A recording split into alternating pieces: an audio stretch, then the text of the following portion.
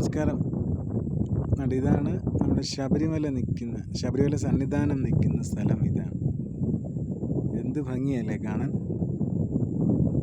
നോക്കി, സാധാരണ നമ്മൾ തറയിൽ നിന്നിട്ട് മുകളിലോട്ട് ആകാശത്ത് നോക്കുമ്പോഴേ മേഘങ്ങളൊക്കെ മുകളിൽ കൂടെ പോകുന്നതാണ്. ഇതാണെങ്കിൽ നമ്മുടെ അടിയിൽ കൂടെയാണ് മേഘങ്ങൾ മറിച്ചിട്ട്. ഇവിടാണ് സന്നിധാനം.